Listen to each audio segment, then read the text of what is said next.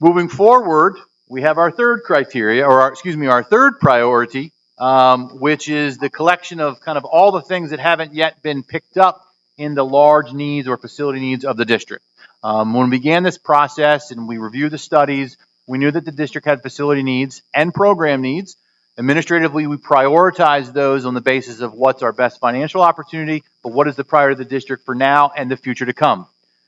But as any good homeowner, we have a responsibility to make sure that our facilities are operational, they're in the best interest of the students, and they're long-standing and safe.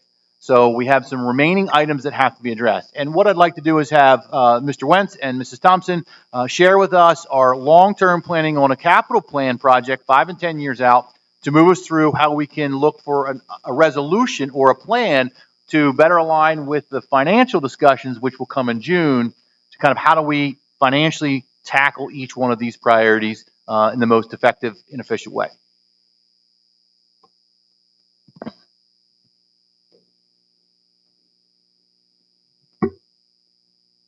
Good evening. After all that great news and celebrations, here comes Seth and I with a 5 and 10 year facility plan. So as we started to develop this plan, where did this information come from? It's probably going to be your first question. So it's actually 3 places. It came from a feasibility study that Crabtree had done for us. It came from existing capital projects that were out in administration.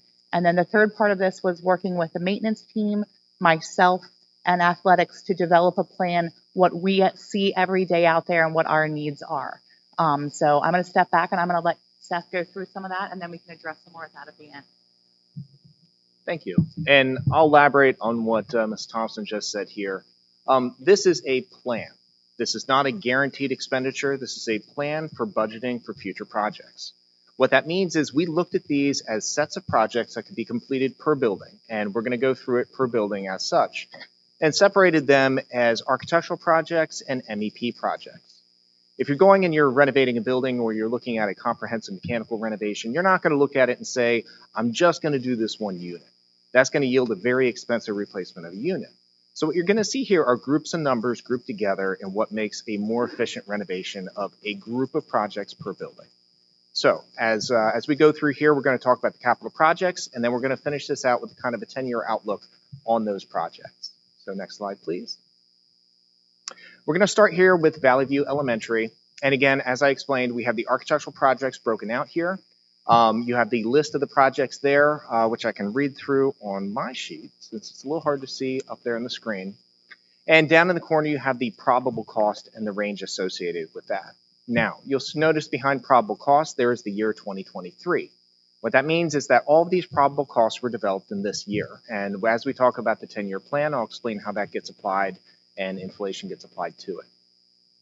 As far as architectural items at Valley View, again, this was the facilities team. This was several reports that were developed by several different firms, including mine and more engineering, and all compiled into this list. So we do have air infiltration issues in the existing wing there. That's above the library and along that old wing right there. That's above ceiling work that was fixed at one point in time, but requires more fixing to address it. Rooftop replacement. There's shingle roofs on that building that are all in need of repair. They're all approaching their 20-year life. The cafeteria floor replacement, repointing of brick and building envelope repairs. Those are general repairs throughout the building, and any masonry over time needs repointing and maintenance. And then the repaving of the parking surfaces, new playground equipment, and the replacement of windows. All of that combined, as I mentioned earlier, these are combined efforts, meaning you realize efficiency. That's the 3.4 to 3.75 million mark for the architectural. If we go to the next slide, we can look at mechanical. The Valley View mechanical, electrical, and plumbing needs, that includes crawl space dehumidification and ventilation, HVAC system replacements in the older portions, and that includes controls, updates to the ventilation system throughout to meet code compliance, replacement of domestic water piping, upgrades of the interior lights and controls, upgrades to the exterior lights, the Metasys engine updates, replacement of failed valves, replacement of rooftop air handler units, replacement of controls throughout, removal of aging visual equipment and cables, and upgrades to the wireless access points and fiber backbone for the building. All of those together come out to be about $6.4 to $7 million.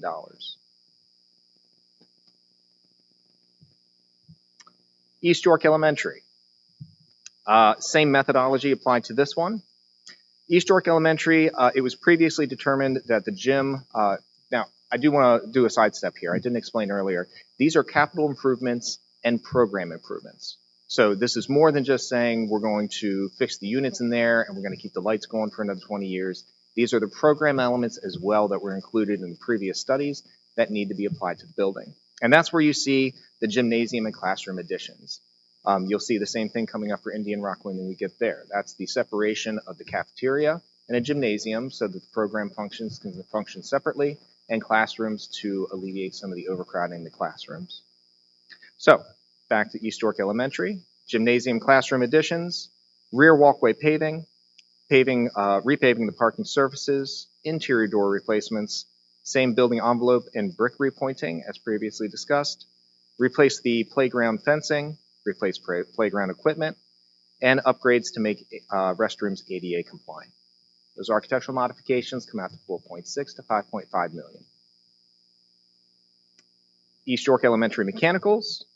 We have the emergency generator replacement, replacement and upgrades to the main distribution switchgear, upgrades to exterior lighting, grease trap replacement, upgrades to main water service entry and domestic water lines, replacement of failed valves, classroom security access, updated relief air system, replacement and upgrade to main distribution switchgear, removal of aging visual equipment and cables, upgrades to the fiber backbone, and again, the upgrades to the fire alarm to make it code compliant. That all comes to the 1.9 and $2.1 million range.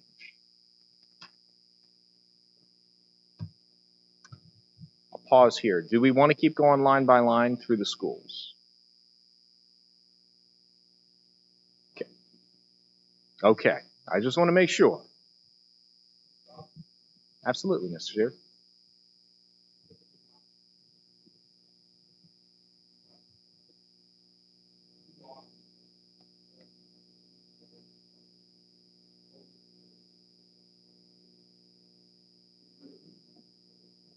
Yep.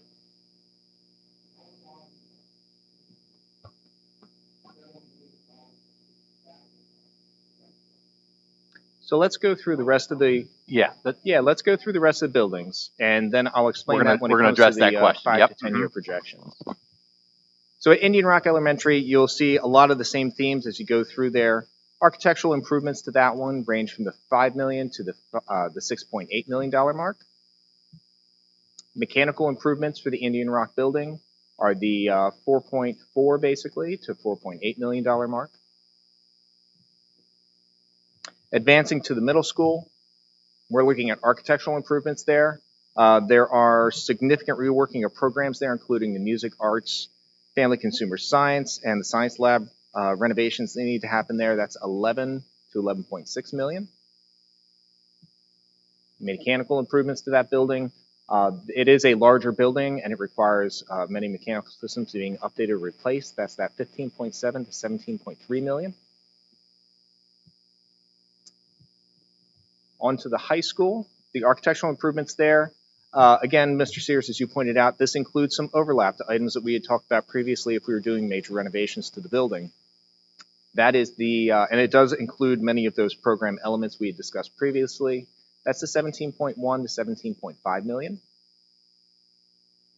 The mechanicals equate to 21.1 million to 23.3 million. And then there are improvements to the Ed Center for architectural. That's about 70,000 to 80,000. That's really just building envelope and carpet replacements. The mechanical improvements at the Education Center, if you scroll down just a bit more, thank you. The 1.3 to 1.4 million. And then the facilities building, architecturally, that's mostly the envelope. That's 30,000 to 35,000. And the mechanical improvements at that location equate to about 600,000 to 640,000. In addition to those, we do have exterior athletic improvements, and I am going to go ahead and discuss those. At the middle school here, We have upper field scoreboards, softball field scoreboards, softball field fencing, bleacher replacement, outdoor athletic storage, and ADA access to the fields. That is estimated at about $200,000 to $235,000 at the middle school location. At the high school, we have baseball scoreboard, Trojan field netting at Hollywood Boulevard, track resurfacing and field mats, baseball fencing, main athletic field replacement for the synthetic field, the Trojan field replacement for the synthetic field, outdoor bleacher replacement and press box, ticket concessions and field storage, and baseball stair replacement. And that's about the 5.25 to 6.17 million. Now, Mr. Sears, to your point, this is kind of hard to see on the screen. On the printout and the handouts you have, it's a bit more clear. What you have here is a total project range in the orange at the bottom. If you were to take all of those projects, combine them together, it comes out to be about 98.2 to 108.4 million. Now, that is not the ask that's being asked at the end of this. What I was asked to compile was a list of all projects to realize maximum cost, and then a list of projects that would, how do I explain this?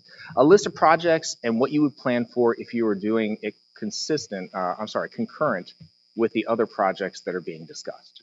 So what you have here in the first two columns are the range if you were to execute all of these without consideration of the other plans in place.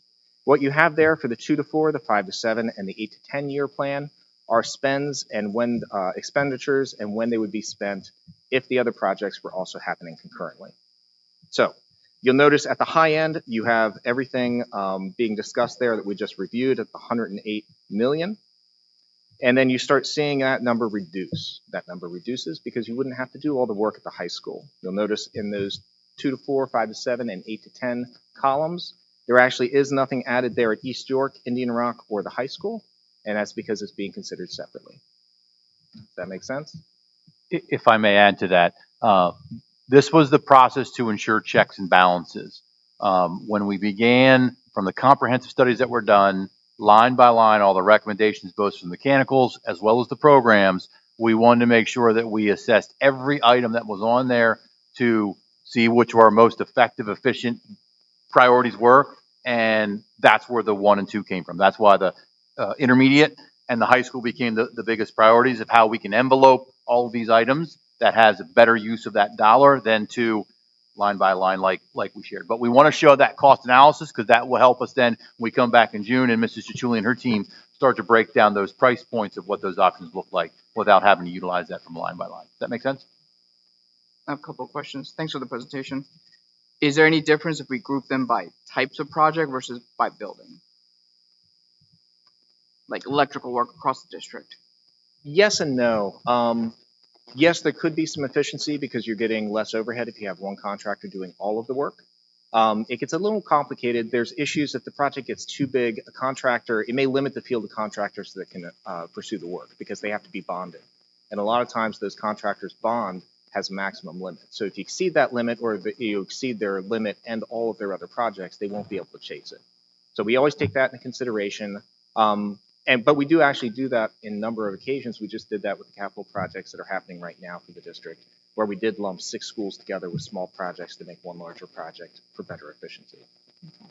And then do we have numbers for when the last work was done or the age of the projects previously? Like, I know you mentioned roof is 20 years for Valley View, for example. Do we have that data somewhere? So there is data. What I would say is what we looked at was we took a comprehensive view of all of the projects that were done, and that's how we came up with the 0 or the 2 to 4, 5 to 7, 8 to 10 years. So those projects fall in those time periods when there could be mechanical failure. And it's also important to note that just because we have a project in the 5 to 7 year time slot doesn't mean that it may move forward or back depending on the maintenance. Sure. And is there a way to get the costs broken out by categories within the schools somehow? Just to get an idea. What kind of categories are you looking at? For example, the line items listed here. I'm assuming you have that somewhere. We do have that. I always caution, especially when we're doing long-term planning, I always caution on putting an exact number to every single item. Now, we do have an exact number to every single item, but it leads to cherry picking of what projects you feel are important and which ones aren't. And what we're trying to accomplish here is a long-term financial plan for accomplishing projects, not necessarily to debate the validity of each project. So essentially what we're trying to do is give Ms. Chichuli enough information that she can go back to the financial planner and say, this is what we might need to spend in these years and what we have to plan for, and you're able to put a financial plan together to accomplish that. All of those projects can be debated at length at a future point in time when the capital project actually gets in the hopper for the next year's work.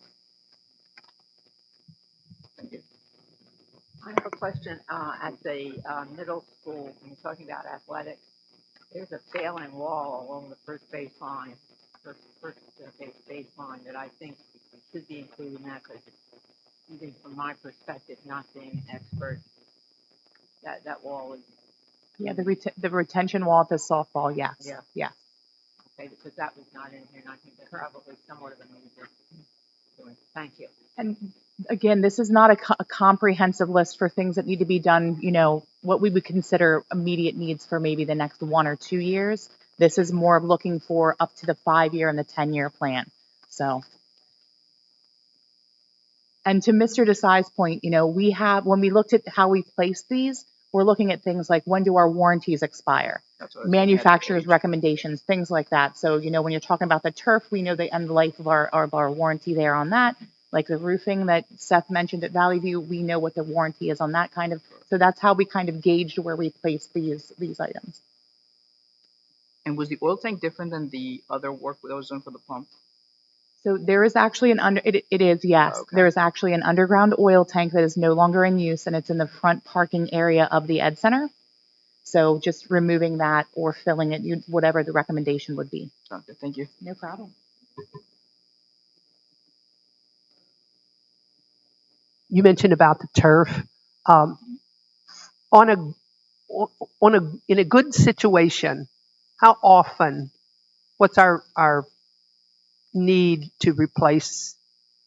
We've got 2 turf fields. How often do they have to be replaced? The current turf fields both have an 8-year warranty, and the turf and I'm probably going to mix this up. One expires in August of 24. The other expires in August of 26.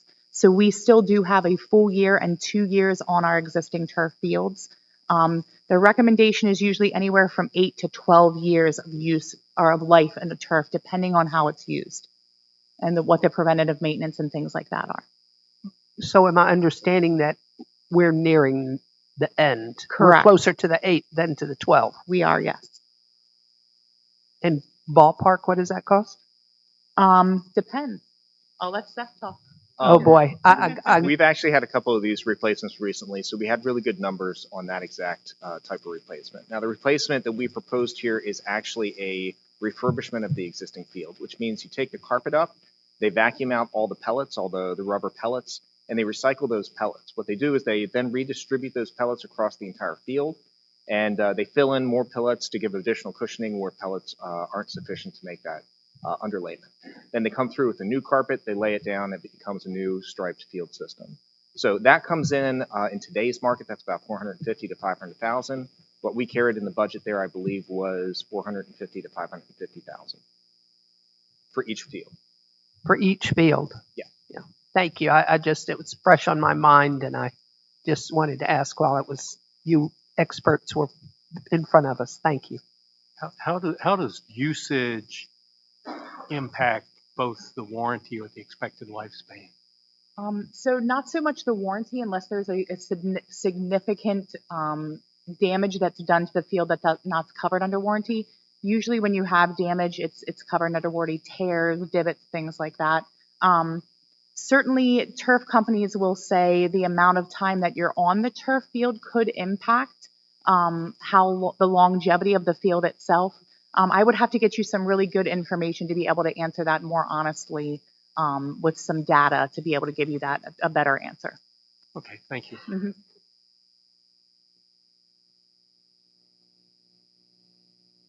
Any other questions? Anybody else questions? Thank you. Thank you. Thank you. So we'll be using that information in conjunction with the 2 prior discussed priorities, and in June we'll be bringing a financial plan and options that Mrs. Chichuli and PFM will be outlining as we look at those comprehensive processes. So hopefully you can see how that the dollar amount, those line checks kind of align now more clearly.